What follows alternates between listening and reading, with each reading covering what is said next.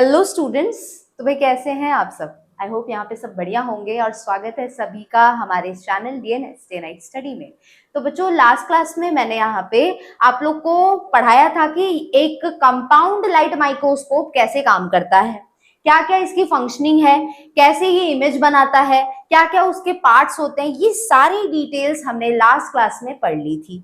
आज के इस क्लास में हम लोग यहाँ पे एक तरह का नया माइक्रोस्कोप पढ़ेंगे और वो है फेज कॉन्ट्रास्ट माइक्रोस्कोप। ये हमारा एक तरह का कंपाउंड माइक्रोस्कोप ही होता है, बट इसमें हम थोड़े से चेंजेस हैं जो इसको कंपाउंड माइक्रोस्कोप से अलग बनाती है।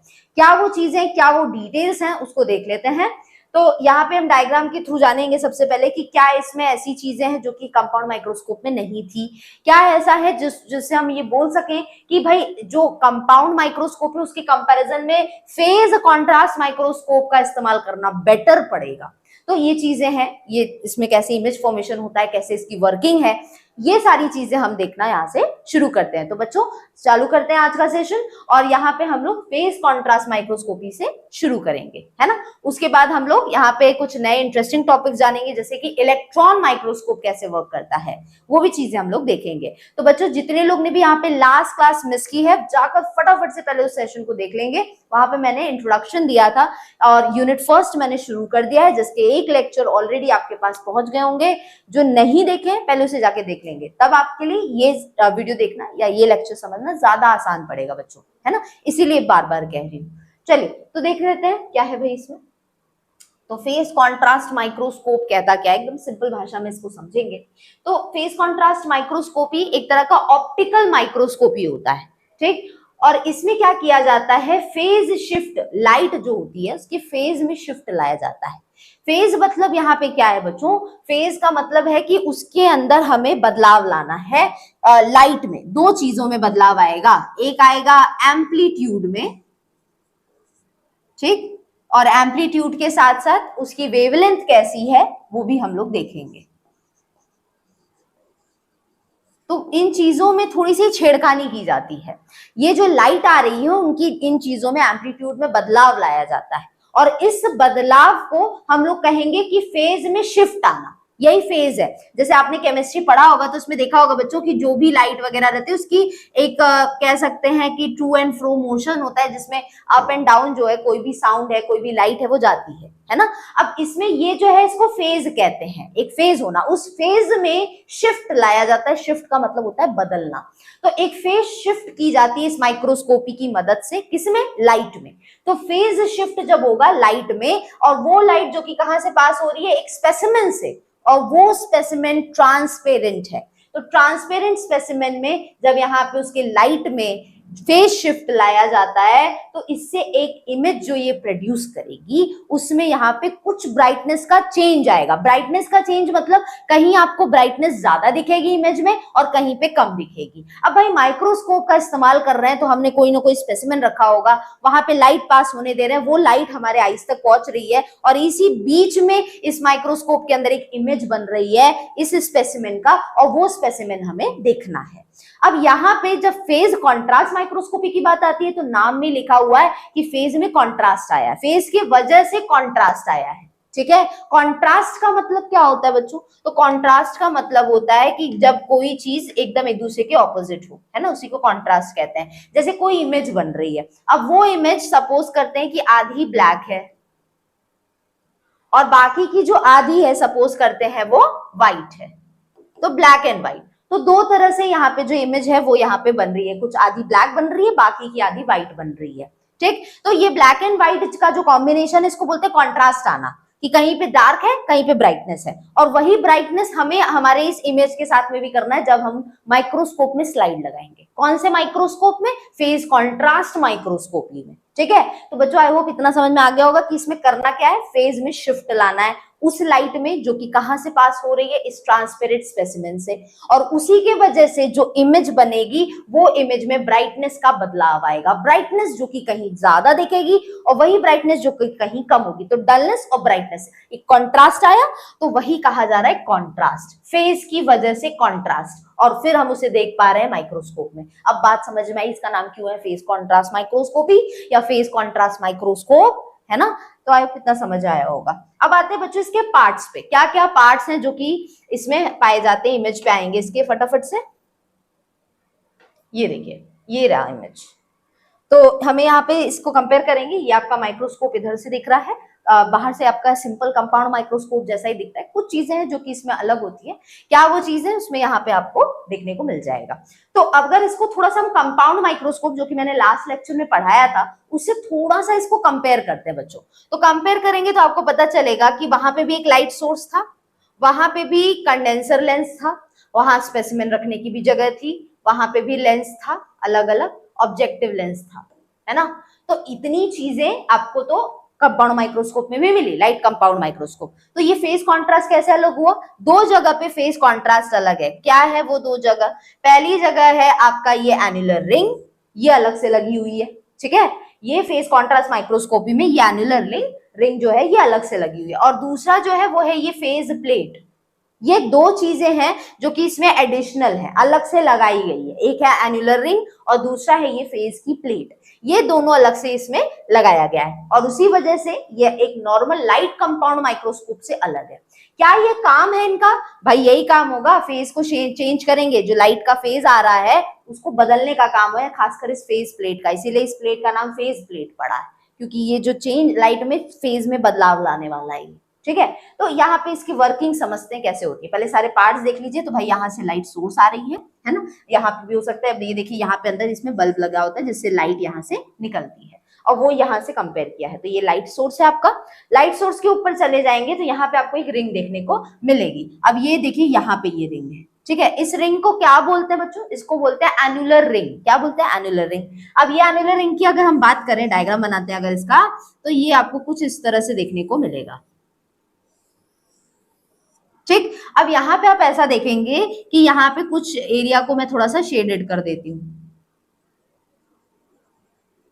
ये वो शेडेड एरिया है, ठीक। और बाकी का यहाँ पे आप देखेंगे कि दो रिंग ऐसी भी है जो कि पूरी तरह से खाली है, ठीक। कौन सी है वो दो रिंग? एक है ये वाली रिंग, ये देखिए जो मैंने व्हाइट छोड़ के रखा है रिंग, और दूसरी है ये अंदर वाली रिंग जिसको हमने यहाँ पे बी बोला है। ये दो रिंग्स पूरी तरह से खाली है। अब यहाँ पे बीच में आप देखेंगे तो यहाँ पे ये जो रिंग आपको दिख रही है ये पूरी तरह से भरी हुई है, मतलब यहाँ से लाइट पास नहीं होगी, ये वो जगह है। अब यहाँ पे आप देखिए तो साइड से आपको ये इस तरह से दिखेगा, ये मैं जो शेड कर दे रही हूँ ये वही जगह है जहां से लाइट पास नहीं करेगी। दो जगह जहां से लाइट पास कर रही है उसमें से एक जगह ये है अंदर वाला जो ये व्हाइट एरिया है, और दूसरी जगह ये है। अब इसी को साइड से देखा जा रहा है, आधा से देखा जाएगा तो यही मिलेगा, पहले लाइट फिर डार्क बैंड फिर लाइट। तो यहाँ पे देखिए डार्क बैंड मिल रहा है जहां से लाइट नहीं पास हो पा रही है, फिर लाइट है जहां से लाइट पास हो रही, गैप है यहाँ पे, फिर यहाँ पे बैंड है, फिर यहाँ पे बैंड है। तो यहाँ पे आप देखेंगे कि जो लाइट सोर्स से लाइट निकल कर आ रही है वो सिर्फ दो ही जगह है जहां से पास होकर निकल पा रही है, और वो दो जगह ये है। यहाँ से देखिए लाइट पास नहीं कर पाती है क्योंकि ये वो एरिया है शेडेड वाला जहां से लाइट को पास होने नहीं दिया जाता। ये खासियत है इस एन्युलर रिंग की। अब समझ में आया एन्युलर रिंग कैसा दिखता है, ठीक है। अब आगे बढ़ रहे हैं तो हमें यहाँ पे मिलता है दूसरा कंडेंसर लेंस। कंडेंसर लेंस का काम क्या है बच्चों? ये लास्ट क्लास में बताया था, फिर से एक बार बता दे रही हूँ। कंडेंस करना मतलब सारी लाइट को एक जगह इकट्ठा करता है। ये कौन? Condenser lens. तो कंडेंसर लेंस जो यहाँ पे आपको दिख रहा है ये सारी लाइट को एक जगह कर रहा है। कहाँ पे ले जा रहा है? हमारे स्पेसिमेन के पास। यहाँ पे स्पेसिमेन रखा गया है भाई, ये देखिए ये वो जगह है स्पेसिमेन रखने वाली, ठीक है। तो यहाँ पे नीचे आप देखेंगे तो इसके नीचे कंडेंसर लेंस लगा है, सारी लाइट को जो क्या करेगा इस स्लाइड पर पहुंचने देगा। तो ये स्लाइड को हमने यहाँ रखा है 2 देखिए दोनों लिखा हुआ है, तो स्पेसिमेन आपका यहाँ पर रखा है। तो कंडेंसर लेंस का काम है कि सारी लाइट को एक जगह कंसंट्रेट करके हमारे इस स्पेसिमेन तक पहुंचाना, ताकि इसमें से लाइट जो है वो पास हो पाए। अब स्पेसिमेन तक लाइट पहुंच गई, काम क्लियर हुआ? आधा समझ में आया कि भाई यहाँ से लाइट सोर्स निकला, एन्युलर रिंग में जो गैप था वहां से कुछ लाइट निकली, कंडेंसर लेंस से पास हुई और इसकी वजह से सारी जो लाइट थी वो एक जगह कॉन्सेंट्रेटेड हो गई। कहाँ पे? हमारे इस स्लाइड पे, स्पेसिमेन पे, ठीक है, जहां पे हमने स्पेसिमेन रखा है। सैंपल कहिए या स्पेसिमेन कहिए, बात वही है भाई, जिसको आपको देखना है वो स्पेसिमेन है या तो सैंपल है। अब ये स्लाइड पे सारा कंडेंसर लेंस जो है वो लाइट को पहुंचा रहा है। अब इसके बाद क्या होगा? असली खेल इसी के बाद है, यही समझना है आपको। कि फेज में शिफ्ट कैसे आया, अभी तक आया है क्या, नहीं आया है, तो फेज में बदलाव लाएंगे तब ना इसको फेज कॉन्ट्रास्ट माइक्रोस्कोपी कहेंगे। तो यहाँ पे क्या होता है, अब जब स्पेसिमेन से लाइट निकल रही है, अब देख रहे हैं यहाँ से ये लाइट निकल रही है, अब यहाँ से जो लाइट निकल रही है बच्चों, वो दो तरह की लाइट निकल रही है। क्या है वो दो तरह की लाइट, इसमें से आप ऐसा देखेंगे कि कुछ है यहाँ पे डायरेक्ट लाइट, ठीक है, तो यहाँ पे एक आ रही है डायरेक्ट लाइट, और यहाँ पे आप दूसरा देखेंगे तो आ रही है स्कैटर्ड लाइट। तो दो तरह की लाइट आ रही है, स्कैटर्ड लाइट और डायरेक्ट लाइट। सपोज करते हैं इसको हमने डी से दिखाया, इसको हमने एस से दिखाया, तो स्कैटर्ड का मतलब होता है बच्चों बिखर जाना। डायरेक्ट लाइट जो है और स्कैटर्ड लाइट, दो तरह की लाइट आ रही है। अब स्कैटर्ड वाली लाइट को सपोज करिए मैंने यहाँ पे बच्चों डॉट की मदद से दिखाया है, ये देखिए ये अलग अलग लेंस से होते हुए ये स्कैटर्ड लाइट आ रही है, जहां जहां मैंने डॉट बनाया है, ठीक, साइड में भी है थोड़ी बहुत और इस साइड में भी रहेगी, तो ये है स्कैटर्ड लाइट जिसको मैंने डॉट से दिखाया है। तो कुछ लाइट ऐसी है जो स्पेसिमेन से निकलने के बाद बिखर गई है, वहीं कुछ लाइट ऐसी है जो यहाँ पे क्या हो रही है, डायरेक्टली जा रही है, वो पूरी तरह से वो बिखरी नहीं है, जिसको हमने डी से रिप्रेजेंट किया है डायरेक्ट लाइट। अब डायरेक्ट लाइट के लिए हम यहाँ पे इसको दूसरे कलर से दिखा लेते हैं, ग्रीन से सपोज करते हैं, तो ये आ रही है डायरेक्ट लाइट, ठीक है बच्चों, ये डायरेक्ट लाइट आ रही है जिसको मैंने ग्रीन से दिखाया है। अब ये देखिए जो सारी लाइट आ रही है वो लेंस से होते हुए आ रही है, आप यहाँ पे ध्यान से देखेंगे तो आपको पता चलेगा कि यहाँ पे तीन अलग अलग लेंसेस लगे हुए हैं, एक मिनट, एक, दो और तीन, ये तीन लेंसेस है, इन्हीं से होते हुए हमारी डायरेक्ट लाइट जो है वो आगे आ रही है। अब ये देखिए ये डायरेक्ट लाइट है जो कि पास हो रही है, ये रहा, ग्रीन वाले को हमने डायरेक्ट लाइट बताया, डी वाले को हमने डायरेक्ट लाइट बताया। अब ये डायरेक्ट लाइट जो है वो स्पेसिमेन से निकली और यहाँ पे क्या हो रही है, वो दूसरे रिंग पे पहुंच रही है, ये दूसरे रिंग को बोला जा रहा है फेज प्लेट। पहले वाले को क्या बोला जा रहा था, एनुलर रिंग बोला जा रहा था, जिसका स्ट्रक्चर आपको यहाँ दिख गया। दूसरा जो मैं यहाँ पे बनाने वाली हूँ फेज प्लेट, वो भी बिल्कुल इसी की तरह दिखता है, मतलब ऐसे ही हम दो तरह की रिंग्स बनाने वाले हैं, और इसमें एक एरिया को हम शेडेड करने वाले हैं जहां से लाइट अच्छे से पास नहीं हो पाती है, और अंदर भी एक लाइट बनाई है। अब यहाँ पे भी ये एक रिंग जैसा ही है, बिल्कुल देखने में आपको एनुलर रिंग जैसा ही दिखेगा फेस प्लेट भी, क्योंकि अब देखिए सारी लाइट जो है वो इस दूसरे प्लेट पे पड़ने वाली है जिसको हमने फेस प्लेट कहा है। अब यहाँ पे एक्चुअल काम यही होने वाला है, क्योंकि इसका नाम भी फेस प्लेट है, मतलब यहीं पे कुछ चेंज आएगा, यहीं कुछ बदलाव आएगा। तो यहाँ पे क्या है, ये भी एनुलर रिंग जैसा ही दिखता है और इसका भी काम सेम है कि ये जो शेडेड एरिया दिख रहा है आपको, जो डार्क पर्पल वाला एरिया दिख रहा है, वहां से ये लाइट को पास होने नहीं देता है। और आप देखेंगे ध्यान से तो ये जो ग्रीन वाली डायरेक्ट लाइट आ रही है वो डायरेक्टली इस शेडेड एरिया पे ही पड़ रही है। तो मतलब ये है कि ये जो फेस प्लेट है ये आने वाली डायरेक्ट लाइट को रोक रहा है, जबकि जो स्कैटर्ड लाइट है, स्कैटर्ड लाइट को अगर आप देखेंगे, ये रही स्कैटर्ड लाइट, ठीक है, ये देखिए बीच में भी स्कैटर्ड लाइट थी, तो ये सारी स्कैटर्ड लाइट को ये पास होने दे रहा है। स्कैटर्ड लाइट देखिए डॉटेड वाली सारी ऊपर जा रही है, लेकिन जो डायरेक्ट लाइट थी जिसको हमने यहाँ पे ग्रीन कलर से दिखाया है वो यहाँ पे रुक गई। कहाँ पे क्यों रुक गई, क्योंकि ये शेडेड एरिया पड़ गया। तो शेडेड एरिया देखिए दो जगह पड़ा है, बाकी ये दो तीन जगह खाली है, तो वहां से जो स्कैटर्ड वाली लाइट थी वो बाहर आ गई, लेकिन फेस प्लेट से बाहर आ गई, ठीक है, गुजर गई पूरी तरह से, क्योंकि उसने वो ये दो जगह से गई, जो खाली एरिया है व्हाइट वाला, वहां से आपकी कौन सी निकल के आ रही है लाइट, स्कैटर्ड लाइट। लेकिन जो डायरेक्ट लाइट थी वो किस पे पड़ गई, इस डार्क वाले शेड पे पड़ गई। अब इसकी वजह से ये लाइट यहाँ पे रुक गई। दोनों निकल कर कहां से आ रही थी, स्पेसिमेन से निकल कर आ रही थी, लेकिन अब हमें यही करना है कि जो स्पेसिमेन से निकलने वाली लाइट है इसमें से एक लाइट को हमें उसके स्पीड को रोक देना है, उसके एम्पलीट्यूड को चेंज कर देना है, जिसकी वजह से उसका फेज में बदलाव आए।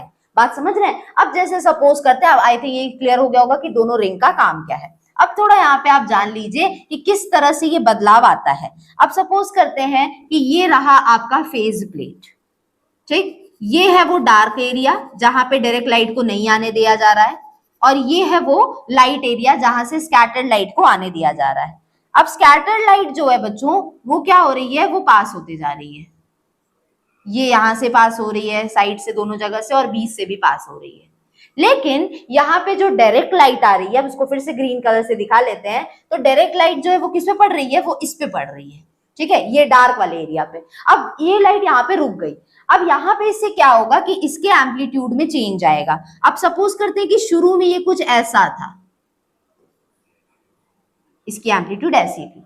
अब ऐसा नहीं है कि ये वाला जो डार्क एरिया ये लाइट को पास होने ही नहीं देगा, होने देगा बच्चों, ध्यान देंगे इस चीज को, ये लाइट को पास होने देगा लेकिन इसकी स्पीड को कम कर देगा।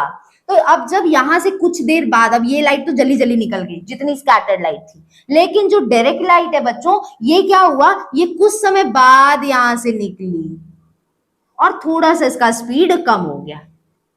देख रहे हैं, तो पहले एम्पलीट्यूड ज्यादा था, अब देखिए थोड़ा कम हो गया है। तो ऐसे में हमने क्या किया, यहाँ पे हमने दोनों लाइट जो इस स्पेसिमेन से निकली उसमें से एक लाइट को रोक दिया, रोकने के बाद वो कुछ समय बाद निकली लेकिन वो लाइट की स्पीड को कम कर दिया गया। अब इससे वो जो दूसरी लाइट थी उसके फेज में बदलाव आ गया, जबकि पहले वाली लाइट को ऐसे ही जाने दिया गया।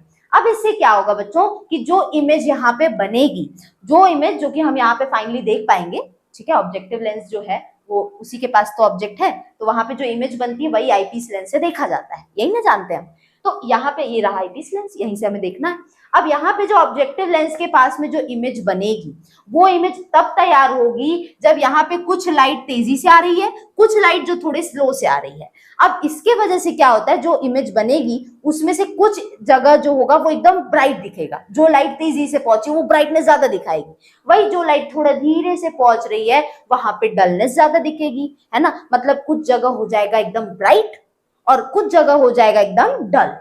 तो एक कॉन्ट्रास्ट आया ब्राइट का और डलनेस का, एक जगह चमक ज्यादा है, एक जगह बहुत ज्यादा चमक कम है। तो अब इससे क्या होता है, एक बहुत बढ़िया इमेज बनकर तैयार होती है। और इसी वजह से हमने इस पूरे प्रोसेस को फेज कॉन्ट्रास्ट माइक्रोस्कोपी कहा, क्योंकि हमने यहाँ से स्पेसिमेन से जो निकलने वाली लाइट थी उसके फेज में शिफ्ट लाया, उसके फेज में चेंज लाया, जिसके वजह से जो इमेज बनी उसमें एक कॉन्ट्रास्ट का कलर आया, ब्राइटनेस का और डलनेस का। तो ये बच्चों रहा हमारा phase contrast microscopy. I hope आपको इस टॉपिक समझ में आया होगा, क्योंकि थोड़ा सा टफ है ये टॉपिक, बहुत आसानी से बच्चे समझ नहीं पाते इस टॉपिक को, फिर भी मैंने एकदम सिंप्लीफाई करके समझाने की कोशिश की है। आई होप आपको समझ में आया होगा। तो बच्चों यहाँ पे ये चीज हमारी कंप्लीट होती है कि फेज कॉन्ट्रास्ट माइक्रोस्कोपी कैसे काम करती है। अब दूसरा सवाल ये आता है, देखते हैं पहले इसकी इमेज कैसे दिखती है। देख लीजिए, इमेज आपको दिखेगी, ये रहा, ये देखिए ये इमेज है, दिख रहा है। अब यहाँ पे देखिए ये बिना जब लाइट का फेज का कॉन्ट्रास्ट फेज में शिफ्ट नहीं लाया गया था लाइट के, तब आपको ये इमेज ऐसी दिख रही है। कुछ चेंज समझ में आ रहा है? नहीं। कुछ समझ में आ रहा है? इधर कुछ है? नहीं। लेकिन अब यहाँ पे देखिए ये जो दूसरी इमेज दिख रही है, यहाँ पे फेज में यहाँ पे शिफ्ट लाया गया, जिसकी वजह से जो इमेज आ रही है वो कॉन्ट्रास्ट में आ रही है। इसमें देखिए कुछ एरिया में आपको डलनेस दिख रहा है, जबकि ये देखिए मार्जिन एरिया पे आपको क्या दिख रहा है, एकदम ब्राइटनेस दिख रहा है, ज्यादा चमक दिख रही है। तो इससे क्या है, आपको पूरी तरह से साफ साफ जो इमेज है वो दिख पाती है।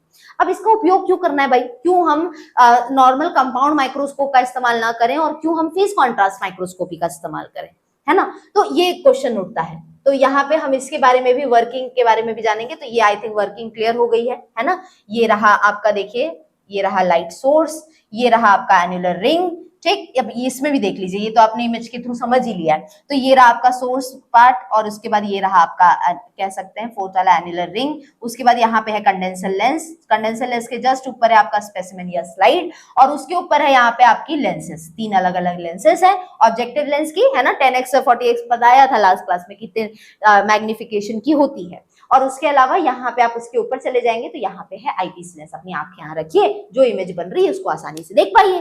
तो इस तरह से बच्चों ये प्रोसेस पूरी काम करती है। फेज कॉन्ट्रास्ट माइक्रोस्कोपी ऐसे ही काम करता है। बढ़िया डेफिनेशन है, इसको अच्छे से समझ लेंगे। नेक्स्ट आते हैं वर्किंग पे। तो वर्किंग हम समझ ही चुके हैं, एक बार फटाफट से देख लेंगे।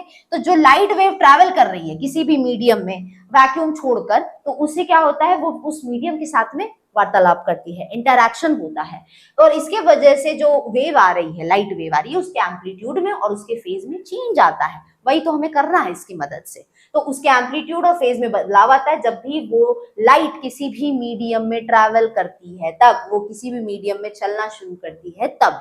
अब यहाँ पे क्या हो रहा है, इस मैनर में dependent on properties of medium, और इस मैनर में वो चेंज करेगी जिस मैनर में जो मीडियम जिसके अंदर वो लाइट जा रही है उसकी प्रॉपर्टीज पूरी लेकर उसी बेसिस पे वो चेंज होगी। चेंजेस जो आ रहे हैं एम्पलीट्यूड में, ब्राइटनेस में, ये किस वजह से आते हैं बच्चों, तो चेंजेस इन द एम्पलीट्यूड, जो ब्राइटनेस आ रहा है वो किस वजह से आता है, जो स्कैटरिंग हो रही है लाइट की, क्योंकि हमने यहाँ पढ़ा है कि कुछ लाइट स्कैटर हो जा रही है, कुछ लाइट डायरेक्ट लाइट आ रही है, तो स्कैटर लाइट और डायरेक्ट लाइट, तो इसी वजह से यहाँ पे कुछ लाइट जो स्कैटरिंग हो रही है, बाकी एब्जॉर्प्शन ऑफ लाइट हो रहा है, जिसकी वजह से कॉन्ट्रास्ट आ रहा है, which is often wavelength dependent, और ये पूरी तरह से वेवलेंथ पर निर्भर करता है, वेवलेंथ डिपेंडेंट है, और इसी के वजह से आपको अलग अलग कलर्स दिख पाते हैं। अलग अलग कलर्स का वही ब्लैक और व्हाइट कलर्स दिखेंगे, कुछ अलग कलर नहीं दिखेगा आपको इसके थ्रू। फोटोग्राफिक इक्विपमेंट्स या ह्यूमन आई जो है, हमारी आंखें और साथ में जो फोटोग्राफी वगैरह इक्विपमेंट्स होते हैं वही समझ सकते हैं इस एम्पलीट्यूड में जब चेंज आता है, तो इसी वजह से हम यहाँ पे अगर एम्पलीट्यूड में बदलाव लाते हैं लाइट के, तो हम उस इमेज को देख पाते हैं, डिपेंडिंग तब जबकि वो ब्राइटनेस में चेंज आ रहा है तभी एम्पलीट्यूड पता चला, कहीं से रोशनी आ रही है तेजी से हमारे आंखों पे पड़ रही है, अब हम ये बोल दें कि हाँ भाई ये एम्पलीट्यूड की लाइट जो यहाँ पहुंच रही है इसमें चेंज किया गया है, आप नहीं जान सकते। आप तभी जान पाएंगे जब वो लाइट जो जिसमें फेज में शिफ्ट किया गया उसको एक इमेज बनाने को दिया जाए। अब अगर आप उस इमेज को देखेंगे तो आप बोल सकते हैं हाँ भाई इसमें कहीं ब्राइटनेस ज्यादा दिख रही है, इस इमेज में कहीं डलनेस ज्यादा दिख रही है, तो हम बता सकते हैं कि जो लाइट आई होगी उसका एम्पलीट्यूड में बदलाव आया होगा। तो हमारी आईज ही ऐसी है जो कि आसानी से ये पता कर सकती है कि एम्पलीट्यूड में बदलाव आया है कोई भी लाइट के अंदर। तो कोई अगर स्पेशल अरेंजमेंट ना किया जाए तो फेस चेंज जो है उसको देखा नहीं जा सकता है, ठीक है। फेस चेंजेस जो है एक इंपॉर्टेंट इंफॉर्मेशन भी हमें देते हैं। फेस कॉन्ट्रास्ट माइक्रोस्कोपी देखिए क्यों इंपॉर्टेंट है, क्यों इसको हमें नॉर्मल कंपाउंड माइक्रोस्कोप की जगह इस्तेमाल करना चाहिए, ये बहुत इंपॉर्टेंट पॉइंट है, पूछा जाता है क्वेश्चन, तो ये ध्यान देंगे क्यों इसका इस्तेमाल करना है भाई। तो दो एडवांटेज है बच्चों, पहला तो क्या है कि जब भी फेस कॉन्ट्रास्ट माइक्रोस्कोपी के जरिए हम यहाँ पे कोई भी इमेज यहाँ पे सपोज करते हैं हमें कोई स्पेसिमेन देखना है, अब पता चला कंपाउंड माइक्रोस्कोप जब आप इस्तेमाल करते थे तो उसमें आपको वो स्पेसिमेन को मारना पड़ जाता था, क्योंकि आपको उसको एक जगह फिक्स करना होता है, उस पर स्टेन डालना होता है, अब वो भागेगा इधर उधर तो स्टेनिंग हो पाएगी, नहीं हो पाएगी। तो इसीलिए कंपाउंड लाइट माइक्रोस्कोप जो था उसमें आपको जो भी स्पेसिमेन का इस्तेमाल करना है उसको मारना पड़ता था, वो जिंदा नहीं हो सकता, और दूसरा स्टेनिंग की झंझट आती थी। इन दोनों से बाहर आने के लिए हमने फेस कॉन्ट्रास्ट माइक्रोस्कोपी का यूज किया है। इससे क्या होता है कि आसानी से जो भी स्ट्रक्चर है उसको देखा जा सकता है बिना स्टेनिंग की झंझट के, और या तो बिना सेल्स को मारे हुए, जो भी सेल हमें देखना है उसको मारना भी जरूरी नहीं है, उसको स्टेन करना जरूरी नहीं है, और बड़े आसानी से आप इस माइक्रोस्कोप के अंदर उसे देख सकते हैं। इसके वजह से एक और बेनिफिट है फेस कॉन्ट्रास्ट माइक्रोस्कोपी के इस्तेमाल का, और वो ये है बच्चों कि यहाँ पे क्या है कि आसानी से जब सेल डिवाइड होता है तो सेल डिवीजन होता है, जैसे अमीबा की बॉडी में देख लीजिए, तो उसके बॉडी में क्या होता है सेल डिवीजन देखने को मिलता है। अब वो जो सेल डिवीजन है वो आप देखेंगे तो फिजन की वजह से होता है ना, अमीबा में देखा होगा बाइनरी फिजन होता है। अब सपोज कहीं माइक्रोस्कोप में आपको उसको समझना है तो आप इस माइक्रोस्कोप का इस्तेमाल करेंगे, क्योंकि वहां पे बॉडी लिविंग है तभी ना डिवाइड कर पा रही है, तो आसानी से कोई एक्टिविटी चल रही है जैसे कि सेल डिवीजन की मदद से कोई नया सेल बन रहा है, ये सारी चीजों को आप पहचान सकते हैं, देख सकते हैं फेस कॉन्ट्रास्ट माइक्रोस्कोपी के जरिए। बात समझ आई? तो इस तरह से देख रहे हैं क्या बेनिफिट है हमारा इसको इस्तेमाल करने का, है ना। तो ये रही बात बच्चों फेस कॉन्ट्रास्ट माइक्रोस्कोपी की। आगे आते हैं नेक्स्ट टॉपिक पे। तो बच्चों अब हमें यहाँ पे पढ़ना है नेक्स्ट टॉपिक जो है वो है इलेक्ट्रॉन माइक्रोस्कोप। हमने लास्ट सेशन में पढ़ा था कंपाउंड माइक्रोस्कोप, इस सेशन में शुरू में अभी देखा हमने आपका फेस कॉन्ट्रास्ट माइक्रोस्कोप। अब यहाँ पे हम नए टॉपिक पे आते हैं और आखिरी टाइप का ये माइक्रोस्कोप है और इसको हम बोलते हैं इलेक्ट्रॉन माइक्रोस्कोप। तो इलेक्ट्रॉन माइक्रोस्कोप क्या है, कैसे काम करता है, ये सारी चीजें हम लोग देख लेते हैं। बच्चों इलेक्ट्रॉन माइक्रोस्कोप में देखिए नाम में ही लिखा हुआ है इलेक्ट्रॉन, मतलब यहाँ पे क्या हो रहा है, यहाँ लाइट का इस्तेमाल नहीं होगा। अभी तक फेस कॉन्ट्रास्ट माइक्रोस्कोपी था या कंपाउंड माइक्रोस्कोपी था, उसमें हम लोग क्या कर रहे थे, हम वहां पे एक लाइट सोर्स का इस्तेमाल कर रहे थे। यहाँ पे हम क्या करने वाले हैं, यहाँ हम ऐसा कुछ नहीं करने वाले हैं। यहाँ पे सिंपली हम लोग इलेक्ट्रॉन्स का इस्तेमाल करने वाले हैं, और इलेक्ट्रॉन्स तो बच्चों इलेक्ट्रिसिटी से आती है ना। इलेक्ट्रिसिटी जब किसी मेटल पे पड़ती है तो उसको जब बहुत तेजी से गर्म किया जाता है तो उसमें से इलेक्ट्रॉन्स निकलना शुरू होते हैं, और उन्हीं इलेक्ट्रॉन्स की मदद से हम यहाँ पे माइक्रोस्कोप की मदद से बहुत डिटेल जान पाते हैं। जैसे कि हमें जानना है कि कोई भी प्रोटीन का स्ट्रक्चर कैसा है, हमें जानना है कि किसी भी इमेज जो है उसकी 3D इमेज कैसे बनाए, वो जानना है। तो ये सारी चीजों के लिए हमें बहुत इंटरनल स्ट्रक्चर जानना है। तो इन सारी चीजों के लिए अब हम इलेक्ट्रॉन माइक्रोस्कोप का इस्तेमाल करेंगे। हमको ये कंपाउंड माइक्रोस्कोप से नहीं दिखेगी ये चीजें, तो इसके लिए अब हम लोग इलेक्ट्रॉन माइक्रोस्कोप का इस्तेमाल करते हैं, जिसमें हम 3D इमेजेस देख पाते हैं, ज्यादा मैग्नीफाइड इमेज देख पाते हैं, ज्यादा जूम इन की हुई इमेज देख सकते हैं, ठीक है, उसमें रिजोल्यूशन ज्यादा हो वो देख सकते हैं। तो ये सब पॉसिबिलिटी तब हो पाती है जब हम एक इलेक्ट्रॉन माइक्रोस्कोप का इस्तेमाल करते हैं। तो इलेक्ट्रॉन माइक्रोस्कोप में हम लोग इलेक्ट्रॉन्स का इस्तेमाल करके इमेज को देखते हैं। अब बात आती है इमेज कहाँ दिखता है बच्चों। इलेक्ट्रॉन्स की मदद से जब यहाँ पे इमेज बनती है तो इमेज भी कहीं पे भी नहीं बनेगी कि आपने आंख रखा और देख लिया, पता चला इलेक्ट्रॉन आंख में घुस रहा है ना, तो वो तो हम करेगा, तो ये पॉसिबल नहीं है। तो एक पूरा इलेक्ट्रिकल इक्विपमेंट है तो उसको आपको दूर से देखना होगा।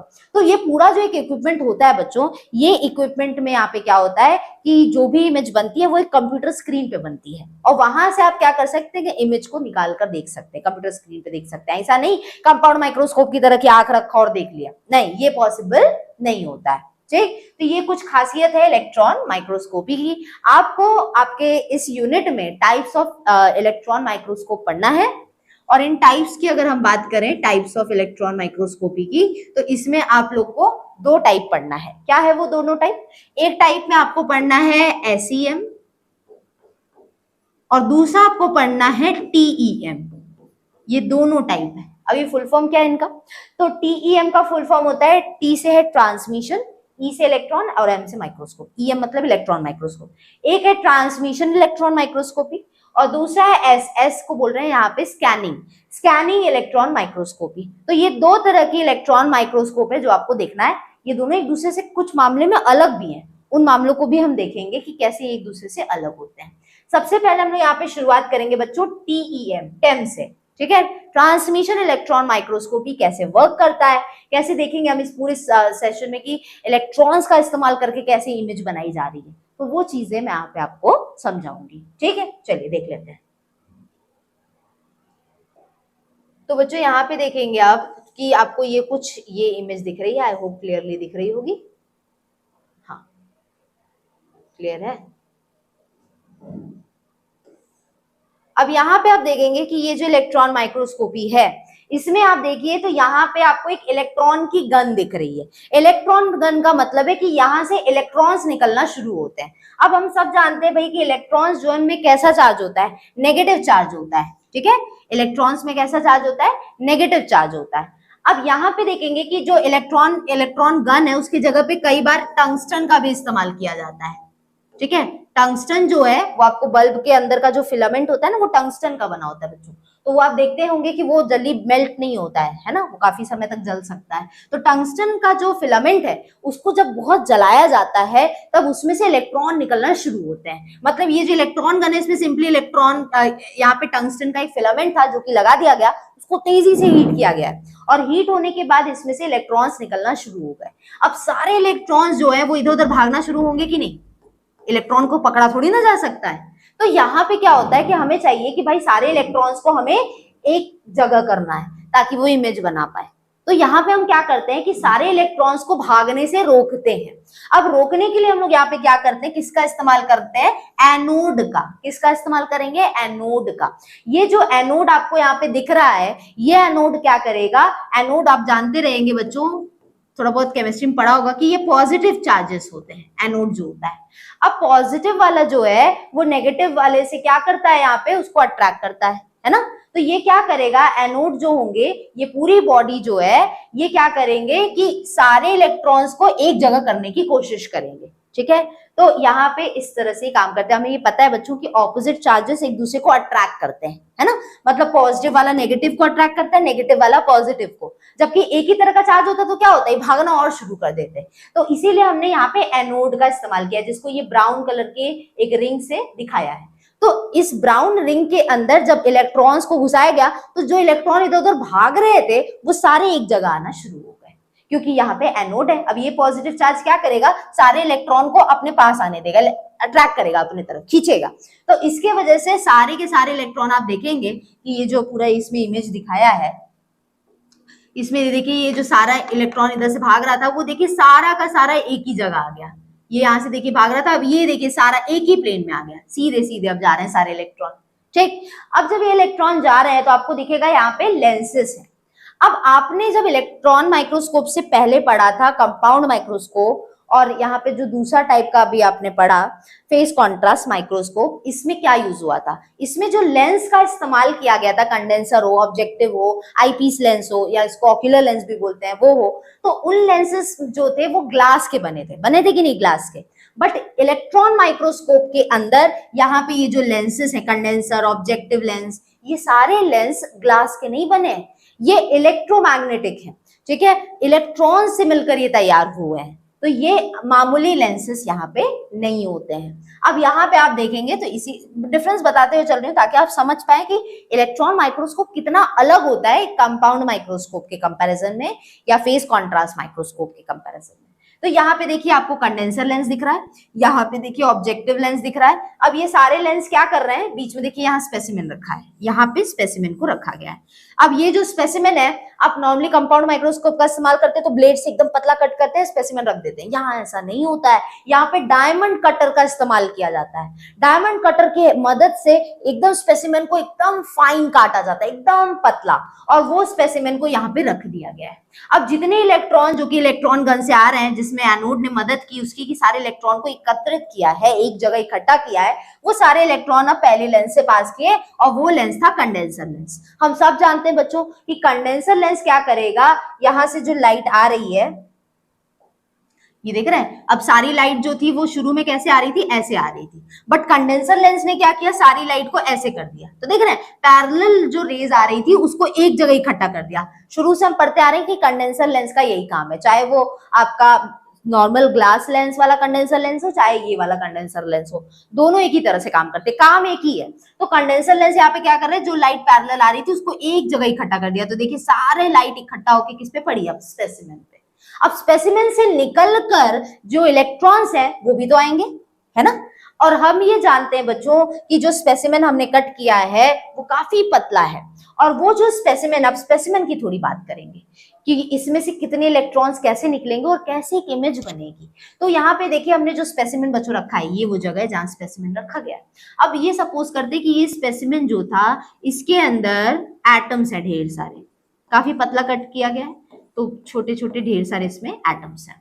अब यहाँ पे क्या होता है बच्चों कि कुछ एटम्स जो होते हैं वो काफी बड़े होते हैं, बड़े होने की वजह से इनका साइज ज्यादा होगा, तो ये हैवी एटम्स होते हैं। सपोज करते हैं यहाँ पे मैं हैवी एटम को शेड करके दिखा रही हूँ, तो ये कुछ हैवी एटम्स हैं, ठीक। और यहाँ पे आपको दिख रहे हैं, तो कुछ यहाँ पे जिनको मैंने कलर नहीं किया, सपोज कर लेते हैं वो लाइट एटम्स है। अब दो तरह के एटम्स हैं हमारे पास, एक हैवी एटम्स, एक लाइट एटम्स। अब ये दोनों एटम्स जो आपको यहाँ पे दिख रहे हैं वो अलग अलग तरह से इलेक्ट्रॉन्स को एब्जॉर्ब करते हैं, क्योंकि सारा इलेक्ट्रॉन स्पेसिमेन पे पड़ रहा है। अब यहाँ पे ये देखेंगे आप कि जब ये इलेक्ट्रॉन्स को एब्जॉर्ब करते हैं, ये इलेक्ट्रॉन्स यहाँ पे पास हुए, तो इलेक्ट्रॉन्स इसमें गए तो निकलेंगे भी तो यहाँ पे क्या होगा कि जो हैवी एटम्स हैं वो ज्यादा इलेक्ट्रॉन्स एब्जॉर्ब करते हैं, और जो लाइट वाले एटम्स हैं वो इलेक्ट्रॉन्स कम एब्जॉर्ब करते हैं। तो उसी तरह से हैवी एटम्स के पास से ज्यादा इलेक्ट्रॉन निकलेगा, और जो लाइट एटम्स है उनके पास से हल्के इलेक्ट्रॉन्स निकलेंगे। बात समझ आई।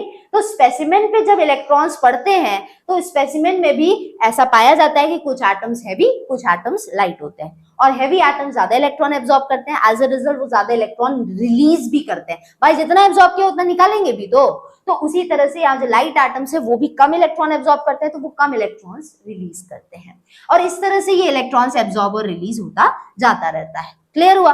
अब यहाँ पे आप देख रहे हैं तो ये जो इलेक्ट्रॉन्स है वो यहाँ पे निकला। अब यहाँ पे आप देखेंगे तो सबसे पहले आपको मिला ये ऑब्जेक्टिव लेंस, ठीक। तो कंडेंसर लेंस के पास जब आपको इसके नीचे जो लेंस मिला वो आपको मिल गया ये ऑब्जेक्टिव लेंस। अब ऑब्जेक्टिव लेंस के पास आप देखेंगे तो सारे इलेक्ट्रॉन्स यहाँ से वापस से निकल रहे हैं जो कि ऑब्जेक्टिव लेंस पे पड़ रहा है, और वो इलेक्ट्रॉन्स कहाँ से निकल रहे हैं, इस स्पेसिमेन से निकले, जिसमें से कुछ electrons, maximum electron heavy atom से निकले और कुछ ही इलेक्ट्रॉन्स है जो कि लाइट एटम से निकले। अब यहाँ से ये निकल रहे हैं और ऑब्जेक्टिव लेंस से पास हो रहे हैं, कुछ इंटरमीडिएट लेंस है बीच में प्रेजेंट है, और लास्ट में इधर है प्रोजेक्टर लेंस। अब यहाँ पे आप देखेंगे तो ये सारा का सारा क्या पड़ रहा है, एक फ्लोरेसेंट स्क्रीन पर पड़ रहा है सारा इलेक्ट्रॉन्स, ठीक। और इसी तरह से यहाँ आकर जब इलेक्ट्रॉन्स पड़ेंगे तो वो अलग अलग तरह की इमेज बनाते हैं। जो इलेक्ट्रॉन्स यहाँ आया वो सारा था, लेकिन जब वो स्पेसिमेन से पास करके आया तो वो इलेक्ट्रॉन बदल गया, कुछ इलेक्ट्रॉन्स ज्यादा आए कुछ जगह से, कुछ इलेक्ट्रॉन कम आए कुछ जगह से। अब इसके वजह से यहाँ जो इमेज बनेगी वो कुछ अलग बनेगी, और इसी वजह से एक 3D इमेज यहाँ पर TEM की वजह से तैयार होती है, ट्रांसमिशन इलेक्ट्रॉन माइक्रोस्कोपी। ठीक, अब थोड़ा यहाँ पे जो कंटेंट है उसको फटाफट से देख लेते हैं, है ना। तो समझ में आया बच्चों कैसे वर्क करता है ये जो माइक्रोस्कोप है। देखिए यहाँ पे, तो ये ट्रांसमिशन इलेक्ट्रॉन माइक्रोस्कोपी टेम जिसे कह रहे हैं, यहाँ पे एक beam of highly focused electron, जितने फोकस्ड इलेक्ट्रॉन है उनको एक थिन सैंपल पे डाला जाता है, काफी पतला सैंपल है, देख रहे हैं, ठीक है, 200 nm से भी यहाँ पे कम से कम ये उससे कम ही होगा, ठीक है। नॉर्मली नो स्कैनिंग, यहाँ पे स्कैनिंग इलेक्ट्रॉन माइक्रोस्कोपी का इस्तेमाल नहीं किया गया है, ट्रांसमिशन इलेक्ट्रॉन माइक्रोस्कोपी का मदद किया, जिससे वजह से TEM की वजह से रेजोल्यूशन काफी ज्यादा होता है। रेजोल्यूशन और मैग्निफिकेशन हमने जाना था लास्ट क्लास में, तो बच्चों रेजोल्यूशन वही ना होता है जिसमें आपको क्लियर इमेज ज्यादा मिले, है ना, और मैग्निफिकेशन मतलब जूम इन इमेज ज्यादा मिले, मतलब ज्यादा इमेज को पास करके देख रहा है, जूम करके देख रहा है, वो होता है यहाँ पे मैग्निफिकेशन। बट यहाँ पे क्या होता है, आप देखेंगे कि TEM की वजह से जो इमेज बनती है उसमें रिजोल्यूशन बहुत ज्यादा होती है, हाई रिजोल्यूशन होता है, ठीक है, कंपेयर टू SEM। ठीक, तो यहाँ पे यही बोला जा रहा है कि अगर SEM की तुलना में देखें, दो टाइप का इलेक्ट्रॉन माइक्रोस्कोपी है, एक स्कैनिंग और एक ट्रांसमिशन। हम पढ़ रहे हैं ट्रांसमिशन, तो ट्रांसमिशन में देखने को मिलता है कि रिजोल्यूशन जो इमेज की आती है वो काफी ज्यादा होती है, मतलब इमेज की क्लैरिटी ज्यादा है, क्लियर ज्यादा होती है इमेज जब आपको ट्रांसमिशन इलेक्ट्रॉन माइक्रोस्कोपी से मिलती है SEM की तुलना में। अब यहाँ पे देखिए, तो हाईली एनर्जेटिक जो इंसिडेंट इलेक्ट्रॉन्स हैं, इंसिडेंट इलेक्ट्रॉन वो इलेक्ट्रॉन जो पड़ रहे हैं सैंपल पे, इंसिडेंट इलेक्ट्रॉन इंटरैक्ट करते हैं जो एटम्स हैं सैंपल में, बता दिया था शुरू में कि जो सैंपल में एटम्स हैं उनके साथ में वो इंटरैक्ट करते हैं, जिसमें से हैवी एटम्स जो है वो ज्यादा इलेक्ट्रॉन एब्जॉर्ब करते हैं और जो लाइट एटम्स है ये कम इलेक्ट्रॉन्स एब्जॉर्ब करते हैं, जिसके वजह से एक रेडिएशन प्रोड्यूस होती है, और यही इंफॉर्मेशन देता है एक पर्टिकुलर कैरेक्टर्स बनाने के लिए, एक पर्टिकुलर इमेज बनाने के लिए। अब यहाँ पे जो इंफॉर्मेशन ऑब्टेन होती है डिफ्लेक्टेड और नॉन डिफ्लेक्टेड ट्रांसमिटेड इलेक्ट्रॉन से, तो उसके वजह से यहाँ पे ब्लैक एंड व्हाइट इमेज का फॉर्मेशन होता है। क्लियर हुआ?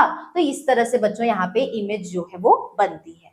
अब यहाँ देखिए, तो आपको दिख रहा है ये इमेज प्रोड्यूस हुई है ट्रांसमिशन इलेक्ट्रॉन माइक्रोस्कोपी से। यहाँ पे ऐसा नहीं समझेंगे कि इलेक्ट्रॉन माइक्रोस्कोप है तो बहुत मस्त कलर में इमेज आएगी, ऐसा कुछ नहीं होता है बच्चों। ट्रांसमिशन इलेक्ट्रॉन माइक्रोस्कोपी में आपको डिटेल इमेजेस की ज्यादा मिलती है। जैसे कि अगर आपको कोई भी पॉलन ग्रेन है, सपोज करते हैं पॉलन ग्रेन है, तो पॉलन ग्रेन होता है जो उसके अंदर हम जानते हैं कि दो तरह के यहाँ पे सेल्स जो है वो उसके अंदर पाए जाते हैं, एक होता है वेजिटेटिव सेल और दूसरा होता है जेनरेटिव सेल। इसके अंदर भी यहाँ पे न्यूक्लियस होता है। अब सपोज करते हैं हमें ये सारा स्ट्रक्चर जानना है, तो डिटेल स्ट्रक्चर किसी भी सेल के अंदर का वो आपको देने का काम हमेशा कौन करेगा? TEM करेगा, ट्रांसमिशन इलेक्ट्रॉन माइक्रोस्कोपी करेगा। अब इस हिसाब से ये काम करता है, जो भी इलेक्ट्रॉन्स निकलकर फाइनल इमेज बनाते हैं वो इस तरह से बनाएंगे कि कहीं पे डार्क इमेज आती है, कहीं पे लाइट इमेज आती है। तो देखेंगे कि जहां जहां न्यूक्लियस है देखिए वहां थोड़ी डार्क इमेज आपको दिख रही है, कुछ जगह देखिए तो एकदम लाइट इमेज दिख रही है। ये डार्क और लाइट की वजह से इमेज देखिए काफी बढ़िया तैयार होकर आती है। तो अगर आपको किसी भी सैंपल है उसकी डिटेलिंग चाहिए, उसका चाहिए कि सेल के अंदर स्ट्रक्चर कैसा है, उसका सेल वॉल कैसा है, उसका न्यूक्लियस कैसा है, ये सारी चीजों के बारे में अगर डिटेल चाहिए तो वो डिटेल ऑब्टेन करने के लिए आप कौन सा इलेक्ट्रॉन माइक्रोस्कोपी का इस्तेमाल करेंगे? ट्रांसमिशन इलेक्ट्रॉन माइक्रोस्कोपी, जिसे टेम कहा गया, TEM। ठीक है, तो इस तरह से बच्चों ट्रांसमिशन इलेक्ट्रॉन माइक्रोस्कोपी जो है ये वर्क करती है। और फाइनली यहाँ पे जो भी इलेक्ट्रॉन्स इस स्पेसिमेन से निकलते हैं उसको एक जगह कलेक्ट किया जाता है, एक स्क्रीन पे डाला जाता है, फ्लोरेसेंस स्क्रीन, जहां से एक चमक प्रोड्यूस होती है, जिसके वजह से एक बढ़िया इमेज जो है वो तैयार होकर प्रोड्यूस होती है। तो इस तरह से बच्चों हमारा जो TEM है, ट्रांसमिशन इलेक्ट्रॉन माइक्रोस्कोपी है, ये वर्क करता है। तो आई होप बच्चों आपको जो ये पूरा सेशन है ट्रांसमिशन इलेक्ट्रॉन माइक्रोस्कोपी का, और साथ में इससे पहले हमने फेस कॉन्ट्रास्ट माइक्रोस्कोपी पढ़ी, वो सारा आपको क्लियरली समझ में आया होगा। नेक्स्ट क्लास है बच्चों, यहाँ पे मैं बात करूंगी हमारे दूसरे टाइप के इलेक्ट्रॉन माइक्रोस्कोपी, जिसे हम SEM बोलते हैं, स्कैनिंग इलेक्ट्रॉन माइक्रोस्कोपी। और इसी तरह से हमने यहाँ पे सारा सेशन कंप्लीट किया है बच्चों। आई होप आपको ये सेशन अच्छे से समझ में आया होगा। वीडियो बढ़िया लगा हो तो लाइक करेंगे, कोई डाउट रह गया हो तो कमेंट करेंगे, वीडियो अच्छा लगा हो तो कमेंट एक बढ़िया से डाल देंगे भाई, है ना। और इसी तरह से जुड़े रहेंगे बच्चों, आगे भी हम और सेशन लेकर आएंगे जिसमें हम इस यूनिट के बचे हुए जो भी पार्ट्स हैं उनके बारे में डिस्कस करेंगे। ये पूरा यूनिट पहले भी बता चुकी हूँ कि इक्विपमेंट से रिलेटेड है, तो जितने भी माइक्रोस्कोपिक इक्विपमेंट्स हैं जो कि लैब में इस्तेमाल होते हैं, वो सारे इक्विपमेंट के बारे में ही इस यूनिट में भर भर के हमें पढ़ना है। तो तैयार रहिएगा नेक्स्ट क्लास के लिए, जहाँ पे हम लोग नए इलेक्ट्रॉन माइक्रोस्कोप SEM के बारे में और कुछ और इक्विपमेंट्स के बारे में भी डिस्कस करेंगे। अभी के लिए तय रहेगा बच्चों, थैंक यू।